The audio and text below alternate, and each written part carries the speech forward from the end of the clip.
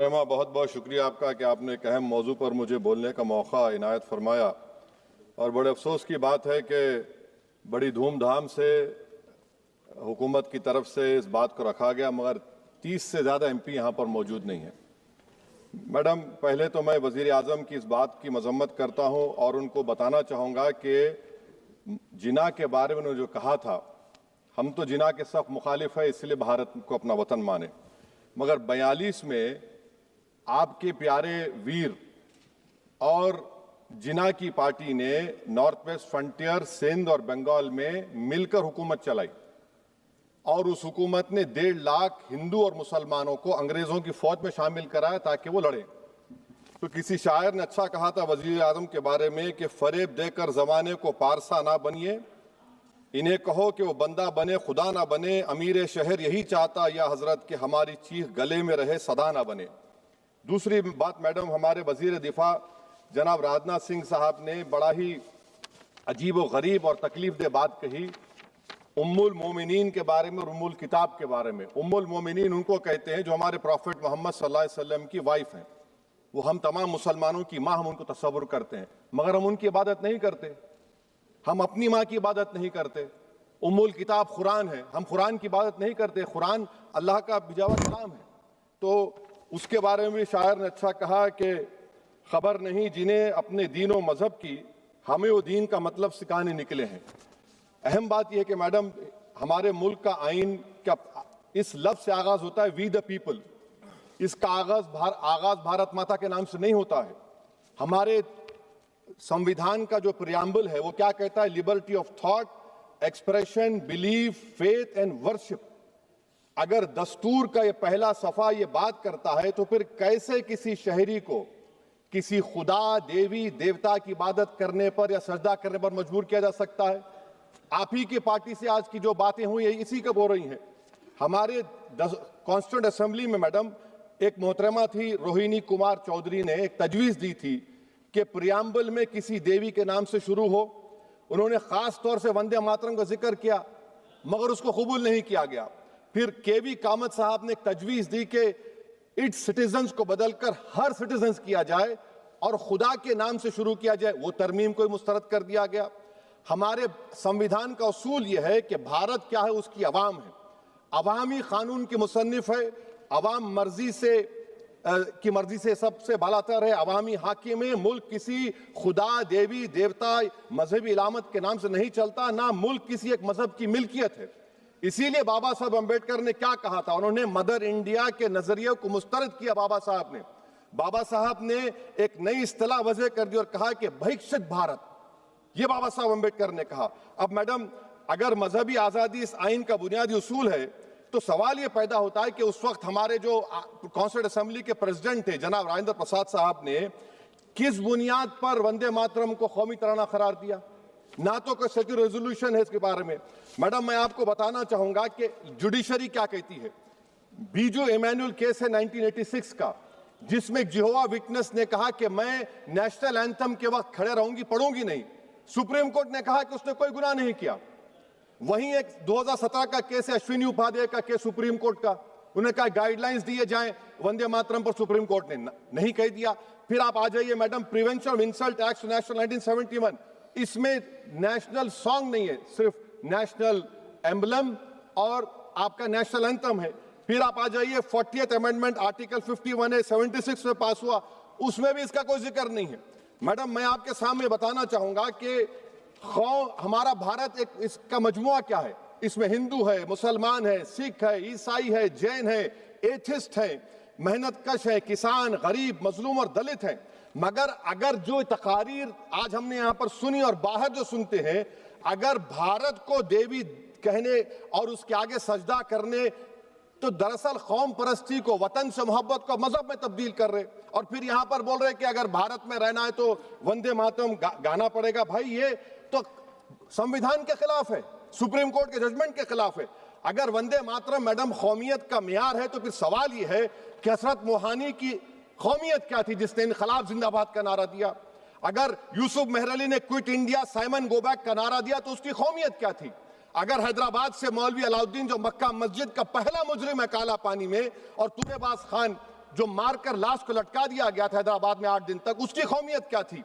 अगर इनायतुल्लाह काफी जो जिहाद का फतवा अंग्रेजों के खिलाफ दिया मुरादाबाद में, जब उनको 2 दिन में फांसी की सजा दी गई, और जब फांसी की सजा के ओर जा रहे हैं तो इनायतुल्लाह मौलाना काफी की जबान पर क्या था? वो रसूलुल्लाह हमारे प्रॉफिट की नात पढ़ रहे थे। क्या पढ़ रहे थे?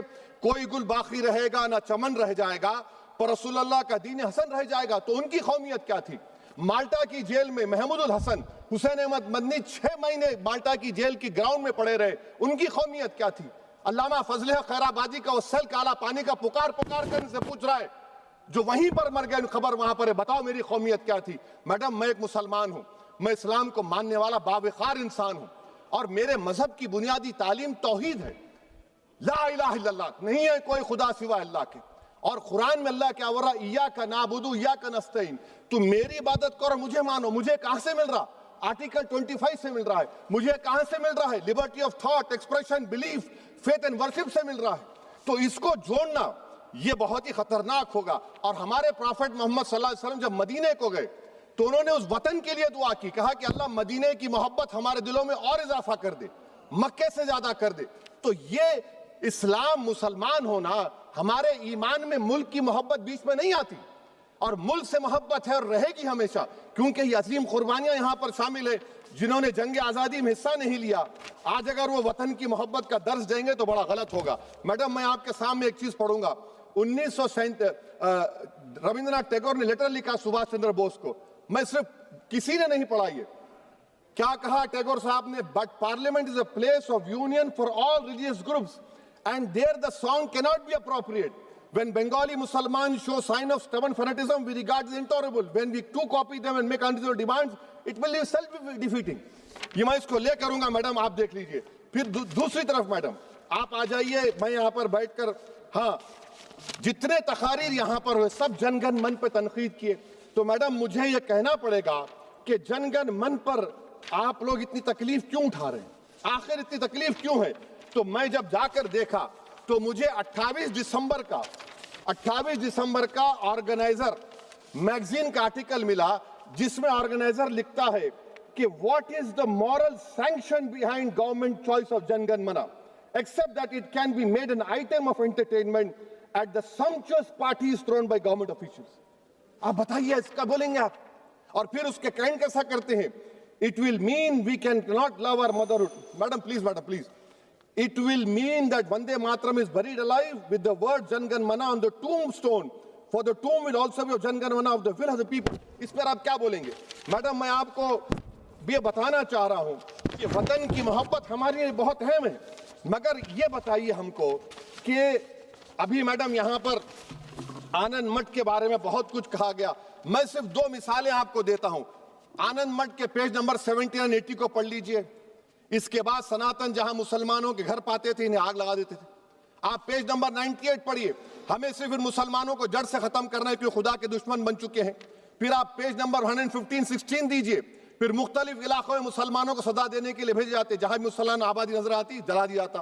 फिर आप देख लीजिए मैडम, सफे नंबर 120 पेज 120, बंकिम लिखते हैं कि सनातनियों को मालूम नहीं था कि अंग्रेज हिंदुस्तान को निजात दिलाने वाले हैं।